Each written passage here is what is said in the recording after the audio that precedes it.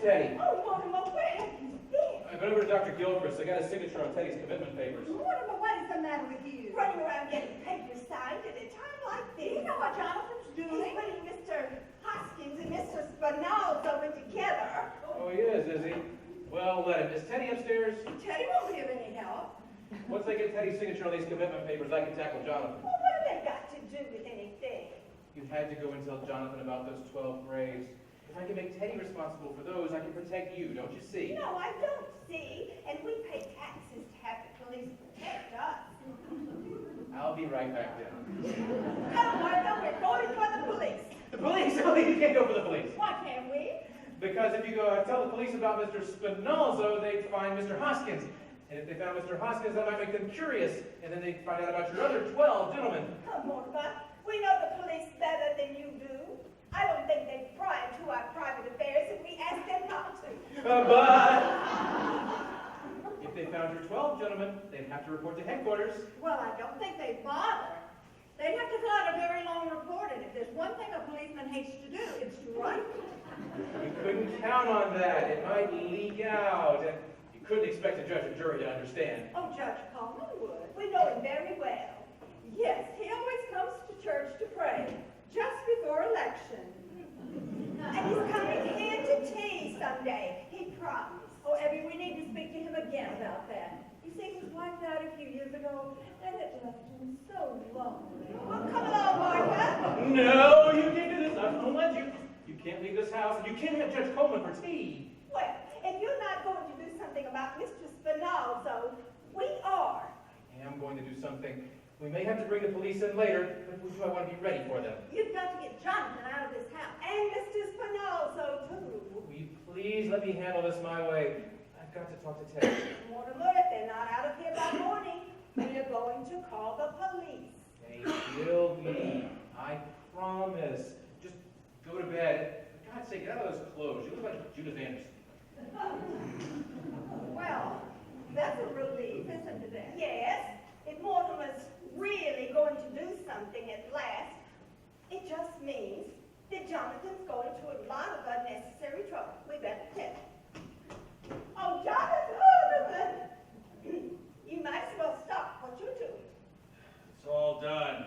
Did I hear Mortimer? We will just have to be undone. You're all going to be out of this house by morning. Mortimer's promise. Oh, we are. In that case, you and Aunt Martha can run along to bed. Yes. Have a pleasant night's sleep. Come along, Abby.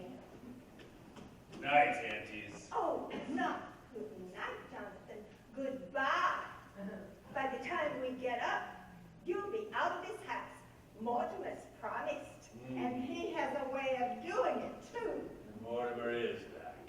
Oh, yes. He's up here now talking to Teddy. Goodbye, Jonathan. Goodbye, Jonathan. Perhaps you should say goodbye to Mortimer. Oh, you'll see, Mortimer. Yes, I'll see Mortimer. Whew. That is all taken care of now. As smooth as a lake. Nobody even ever knows they were down there. 48 hours we haven't slept. That bed is feeling so good right now. Come on, Johnny, let's go upstairs to bed. You're forgetting, Doctor. But, My brother, Mortimer. oh, Johnny, we can take care of that tomorrow night. Or the next day. No, tonight. Now! But, Johnny, I'm tired. And I have to operate tomorrow. Yes, you're operating tomorrow, but tonight we take care of Mortimer. But, Johnny, I'm tired. Let's go to bed now. Doctor, look at me. You can see it's going to be done, can't you? Yeah, I know that look. I've seen it before. It's a little too late for us to dissolve our partnership. All right, we will do it. But please, Johnny, for me, the quick way. The quick twist, like in London, yeah? No, Doctor. I think this calls for something special. I think perhaps the Melbourne method. Oh, please, Johnny, and not that. 2 hours. It takes 2 hours. And then it is all done, but the fellow in London, he was just as dead as the fellow in Melbourne. We had to work too fast in London. There was no aesthetic satisfaction in it. But Melbourne, oh, there was something special.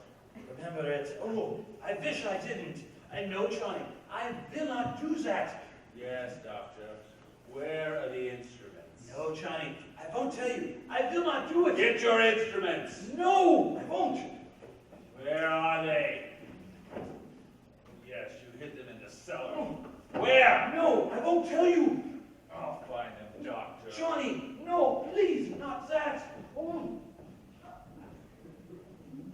Don't do that, Mr. President. But I cannot sign any proclamation without consulting the cabinet. But this must be a secret. A secret proclamation? Unusual. Japan mustn't know until it's signed. Japan, those devils. I shall sign it right away. You have my word for it. I can let the cabinet know later. Yes, let's go and sign it. You wait here. A secret proclamation must be signed in secret. But at once, Mr. President. I have to change into my signing clothes. Ah, there you are. You go now, please. No, Doctor, I'm waiting for something important. No, you go. Now. Dr. Einstein, I have nothing against you personally. You seem like a decent fellow. Take my advice and get out of this house and get just as far away as possible. Trouble, yeah.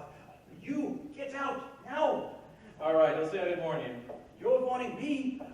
Get out, quickly. Things are going to start popping around here any minute. Listen, Johnny is in a bad mood right now, and when he is like this, he's a madman. Things start happening. Terrible things. Jonathan doesn't worry me now. Ah, God, don't those plays you see teach you anything? About what? Well, at least the people in those plays have a bit of sense about them. That is more than I can say for you right now. You think so? You think people in plays act intelligently? I wish you had to sit through some of the ones I've had to sit through. Take the little opus I saw tonight, for instance.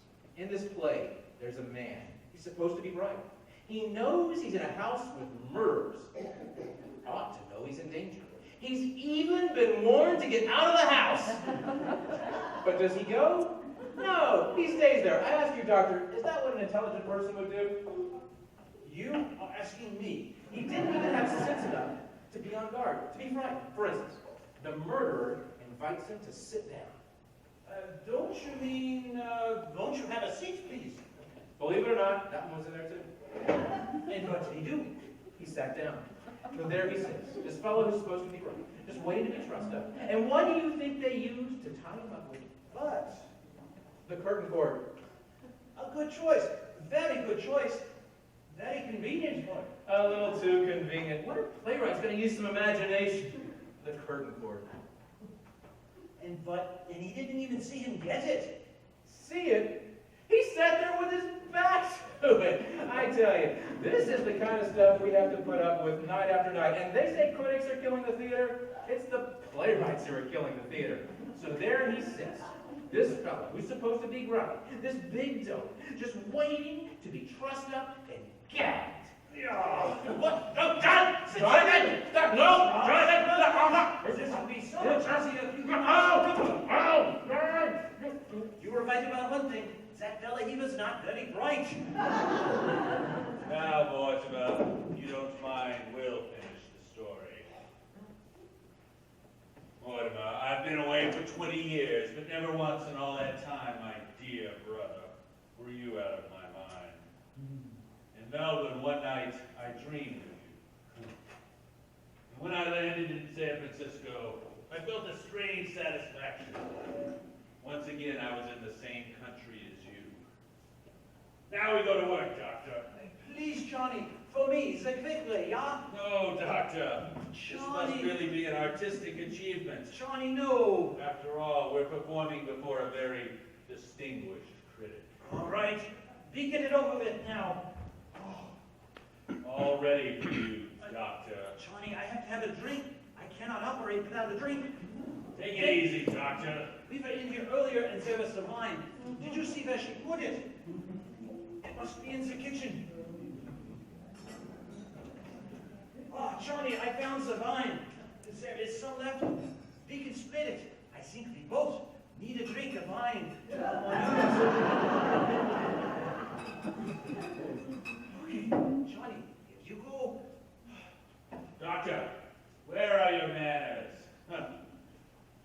Mortimer, I realize was you who brought me back to Brooklyn.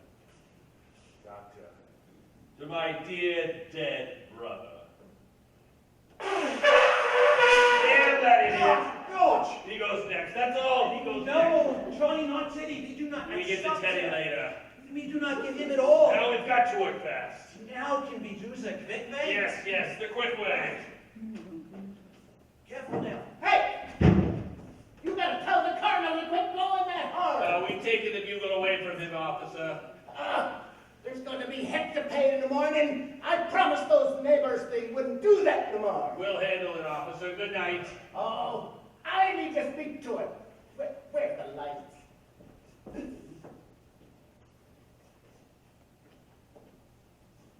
Say, you stood me up.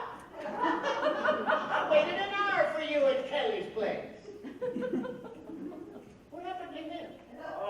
He was explaining something that happened to one of the characters in a play he saw tonight. And just like this. They had that in a play you saw tonight? They practically stole that from the second act of my play. Let's see, in the second act, they were just getting ready to go to... No, I better start at the beginning. It all started in your mother's dressing room, where I was born. Only, I ain't been born yet. Okay, hold on. Hey, Yeah. you wouldn't believe what these No, guys are no. I hear the whole story. All right. So there we were, in my mother's dressing room, see? And in through the door walks a big man with a black mustache. And he turns to me mother and says, Miss Latour, will you marry me? He didn't know she was pregnant.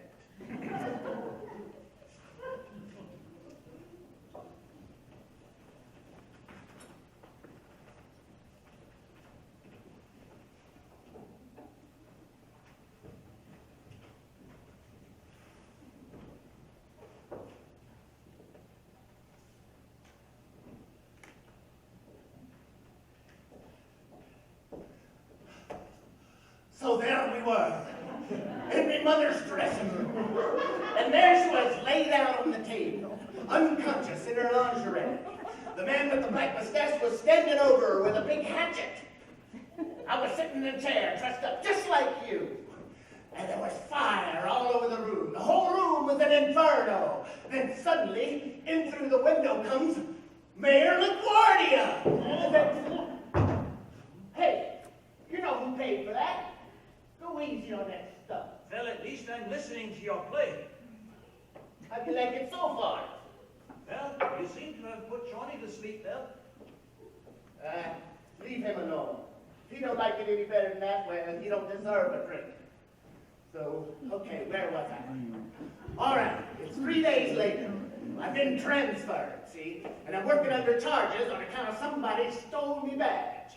So, I'm walking the beat on Staten Island, precinct 46. When turns out the guy I'm following is actually following me. So don't let anybody in. So here I am. I figure I'll outsmart him, see? In the corner there's a vacant house. So I crawl through the door. Johnny, I'm waiting in the the dark. cops are here. We've got to go. Suddenly, I Go on see the your own. doorknob turning. So I backs up. I pulls me gun. I braces against the wall and yell, "Come in!" Oh, hello, officers. What the hell is going on here? Oh, I'm just here writing me play with Mortimer Brewster. What you have to do? Time on to make him listen? Joe, you better report in at the station. The whole force is out looking for you. Oh, did they send you over here to pick me up? We didn't know you was here. We came to warn the old ladies there's hell to pay. The colonel blew the bugle again in the middle of the night. Yeah, from the way the neighbors been calling in about it, you'd think the Germans had dropped a bomb on Flatbush Avenue. The lieutenant's on the warpath. He says the colonel's got to go away someplace. Yes. Oh, wait, Mr. Brewster, let me tell you the third act real quick. Get away from me. Hey, you know what time it is? It's after 8 o'clock in the morning. Gee, Mr. Brewster, I know the first 2 acts run kind of long, but I can't think of anything to leave out. You can leave it all out. Who the hell is this guy? That's my brother. Oh, the one that ran away? So he came back? Yes, he came back. Brophy, get me Mac. Joe will have to let him know we found you. Mac, you can tell the lieutenant he can call off the big manhunt. We found him in the Brewster house. You want us to bring him in? Oh, okay. We'll hold him right here. The lieutenant's on his way over. So I've been turned in, eh? All right, you got me. I suppose you and that stool pigeon brother of mine split the reward. Reward? Now I'll do some turning in. You think my aunt's a sweet, charming old ladies, don't you? Well, there are 13 bodies buried in the cellar. What do you think you're talking about? You gotta be careful how you talk about those aunts of yours. They happen to be friends of mine. I'll show you. I'll prove it to you. Come to the cellar with me. Oh, no, you don't. Wait a minute. Wait a minute. Don't you want to see what's in the cellar? 13 bodies. Oh, yeah. Aren't you going to come to the cellar with me? Klein, go on down to the cellar with him. Well, I don't think I want to go down to the cellar with him. Look at that horse. He looks like Boris Karloff. Hey, what do you think you're doing? Get him off! Oh, jeez. Oh, think of that.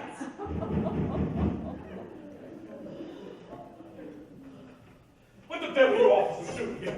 I told you I was going to handle this. Well, he came out and he just... What happened here? Did he put up a fight? This ain't the guy that blows the bugle. This is his brother. He tried to kill Klein. And all I said was he looks like Boris Karloff. Send him over.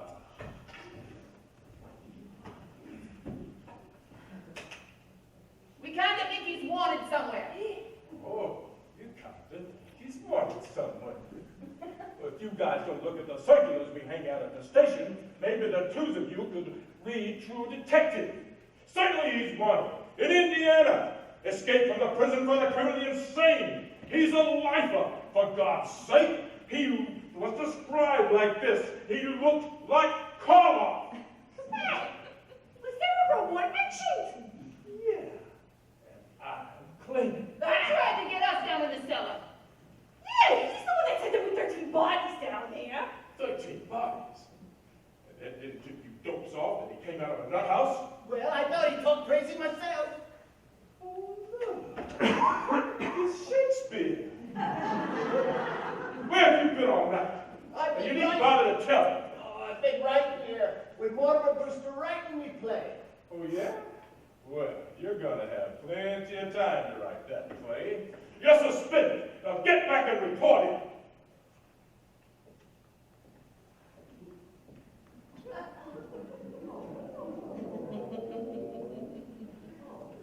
Say, can I come by the station and use the typewriter? No! Get out of here! Take this guy somewhere else and bring you to. See what you can find out about his accomplice. The guy that helped him escape. He's wanted too. No wonder Brooklyn's in the shape it's in with a police force full of flatheads like you, falling for a story like that. 13 bodies in the cellar. Oh, but there are 13 bodies in the cellar. Who are you? I'm President Roosevelt.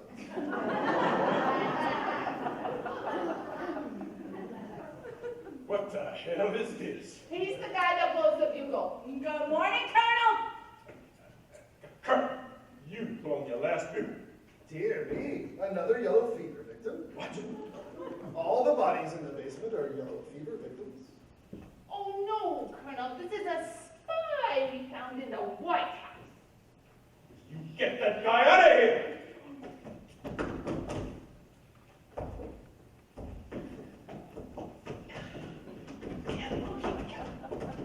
If there's any questioning of spies, that's my department. You keep at this. You're forgetting. As president, I'm also head of the Secret Service. Captain, I'm Mortimer Brewster. Are you sure? I wanted to talk to you about my brother, the one who blew the bugle. Yeah, we ain't gonna talk about that now, Mr. Brewster.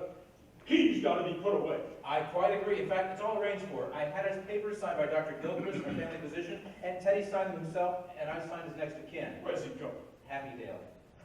All right, I don't care where he goes, as long as he goes. He's going. But I wanted you to know that everything that's happened around here, Teddy's responsible for. Now, those 13 bodies in the cellar. Yeah. 13 bodies in the cellar. You know, it ain't enough that the neighbors are all afraid of him. It is disturbing the peace with that bugle. But can you imagine what would happen if that cockeyed story about 13 bodies in the cellar got around? And now he's starting a yellow fever scare. Cute, ain't it? 13 bodies in the cellar. You think anybody believed that? Well, you can't tell. Some people are just dumb enough. You don't know what to believe sometimes. Why? This time last year, a crazy guy started a murder room over at Greenpoint, and I had to dig up a half-acre lot just to prove it. Will you excuse me? Good morning, Mortimer. Good morning, dear. This is Mr. Witherspoon. He's come to meet Teddy. To meet Teddy? Mr. Witherspoon's the superintendent of Happydale. Oh, come right in. This is Captain, Lieutenant Williams. I'm glad you're here, Super, because you're taking him back with you today. Today? Not I today. had no idea. Elaine, I've got a lot of business to attend to, so you run along home and I'll call you. I didn't realize it was this immediate. Papers are all signed. He goes today. Complete insubordination. I'll have you gentlemen know I'm no mollycoddle. When the President of the United States is treated as such. What's this come to? There's your man, Super. Just a minute. Mr. President, I have some very good news for you. Your term of office is over. Is it March the 4th? Practically. Let's see. I shall go on my hunting trip to Africa. I'll get started immediately. Is he trying to move into the White House before I've even moved up? Who, Teddy? Taft. This isn't Mr. Taft, Teddy. This is Mr. Witherspoon. He's to be your guide in Africa. Oh, bully! Just bully! I shall go at once to get my equipment. And when the safari comes, tell them to wait. Goodbye, Aunt Tabby. Goodbye, Aunt Martha. I'm on my way to Africa. Isn't it wonderful? Good morning, darlings. Well, it looks like we have visitors. This is Lieutenant Rooney. Oh, how do you do, Lieutenant? My, you don't look like the bus budget the policemen say you are. The lieutenant has come to... You know, Teddy blew his bugle again last night. We're going to speak to Teddy about that. I'm afraid it's a little more serious than that, Miss Brewster. And you haven't met Mr. Witherspoon. He's the superintendent of Happydale. Oh, Mr. Witherspoon. Yeah. Oh, you come to meet Teddy. He's come. Take him. Aunties, the police want Teddy to go there today. Oh, no. No. Not while we're alive. I'm sorry, Miss Brewster, but it has to be done. The papers are all signed, and he's going along with the superintendent. Oh, we won't permit it. We promised to take the bugle away from here. We won't be separated from Teddy. Sorry, ladies, but the law's the law. He's committed himself, and he's going. Well, if he goes, we're going too. Well, yes, you'll have to take us along with him. But why not? Well, that's sweet of them to want to, but, you see, we don't take sane people at Happydale. Mr. Witherspoon, if you let us go to live there with Teddy, we will see to it that Happydale is included in our will. Well. And for a very generous amount. Oh, well, Lord knows we could use the finances, but Now, I'm let's be afraid. sensible about this, ladies. For instance, I'm a very busy man, and I've got serious work to do. You know there are still murders to be solved here in Brooklyn. Yes. Oh, are there? It ain't just his bugle blowing and the neighbors are all afraid of him, but things would only get worse. Sooner or later, we'd be put to the trouble of digging up your cellar. Our cellar. Yeah. He's been telling around that there are 13 bodies buried in your cellar. But there are 13 bodies buried in our cellar. If you think that's why Teddy has to go away, then you just come down to the cellar with us and we'll prove it to you. There is one, Mr. Spinalzo, who doesn't belong here and who will have to leave. But the other 12 are our gentlemen. I don't think the lieutenant wants to go down to the cellar. He was telling me that only last year he had to dig up a half-acre lot. Isn't that right, Lieutenant? That's right. Oh, you wouldn't have to dig here. Oh, the graves are marked. We put flowers on them every Sunday. Flowers. Superintendent, don't you think you can find a room for these ladies? Well, Well, if you come along with us. We'll show you the grave. I'll take your word for it, sister. I'm a busy man. Now, how about it, sir? Well, they'd have to be committed. And Teddy committed himself. Can't they commit themselves? Can't they sign the papers? Why, certainly, yes. Well, if we can go with Teddy, of course we'll sign the papers. Where are they? Yes, where are they? He's coming around there, Lieutenant. Oh, good morning, Officer Clyde. Morning, Officer Clyde. Are you here too? Oh, yeah, me and Brophy, we got your other nephew in the kitchen. Well, sign him up, Super. I want to get this all cleaned up. 13 bodies. You'll sign right here. And you here, Aunt Abby? Oh, I'm really looking forward to going. The neighborhood here has so just think, a front lawn again. Oh, wait a minute. I'm sorry. We've overlooked something. What? We're going to need the signature of a doctor. Dr. Einstein! Come on over here. We'd like you to sign some papers for us. We really mustn't be going. You know, at one point last night, I thought the doctor was going to operate on me. Just come right over here, doctor. Where are you leaving, Stand right Doctor? here. I really must be going now. Aren't you going to wait for Jonathan? I do not think Jonathan and I are going to the same place. Hello, Elaine. Good to see you. Stick around, huh? Don't worry, I'm going to. Hello, Mac. Yeah, Rudy. Look, we picked up that guy that's wanted in Indiana. Now, there's a description of his accomplice. It's right on the desk there. Read it to me. Uh-huh. About 54, 5'6", 140 pounds, blue eyes, speaks with a weird accent, poses as a doctor. All right, Matt, thanks. Well, it's all right, Lieutenant. The doctor here has completed all of our signatures. Gee, thanks, Doc. You're really doing book of service. Now, monsieur, would you please sign as next of kin, sir? Of course. Right here? Yes, right there, then. And on this one.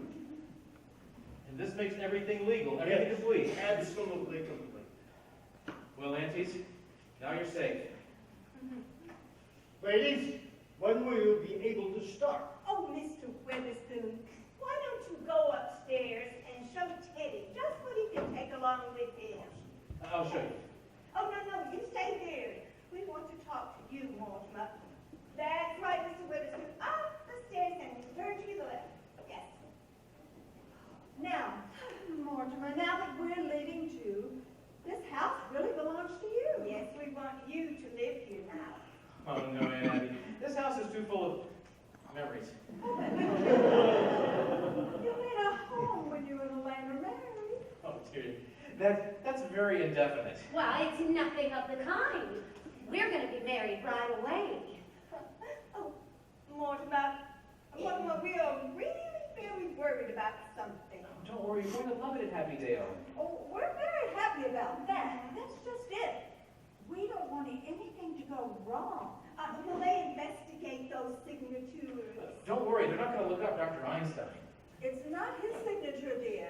It's yours.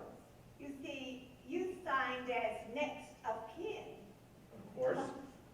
Why not?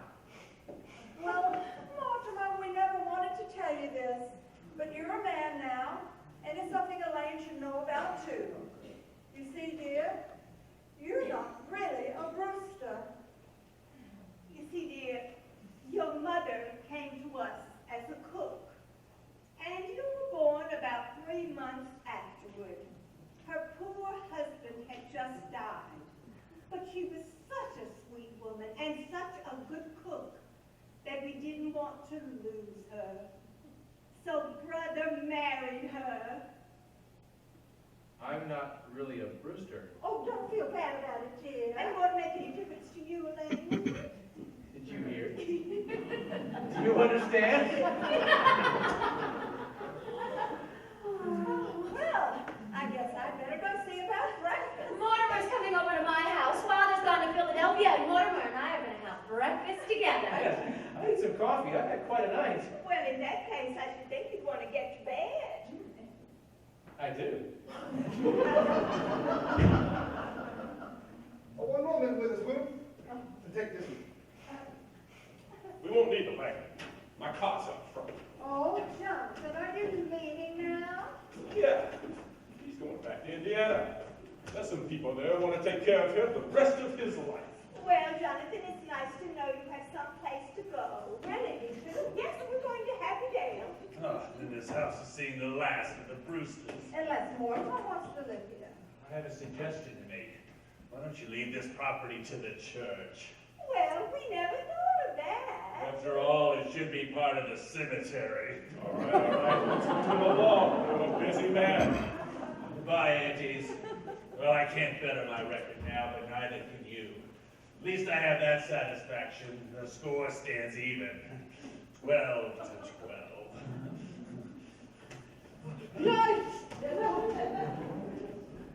Jonathan always was a mean boy. He could never stand for anyone to get ahead of him. I wish there was some way we could show him that he isn't so smart. Oh, Mr. Witherspoon, Yes? does your family live with you at Happy Dale? Oh, I have no family. Well, then you must consider all the people at Happydale your family. Oh, you must be under some misunderstanding. You see, in my role, I have to be quite aloof from all the rest. Oh, that must make it very lonely for you. Well, it does, but my duty is my duty.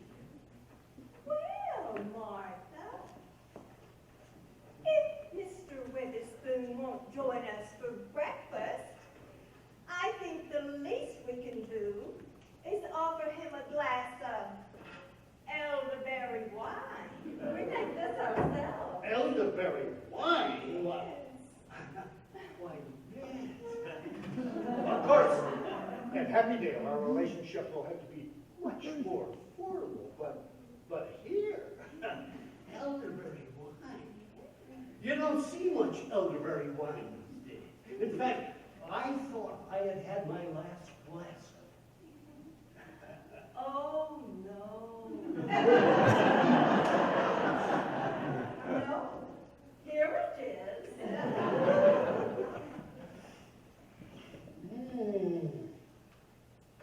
How delicious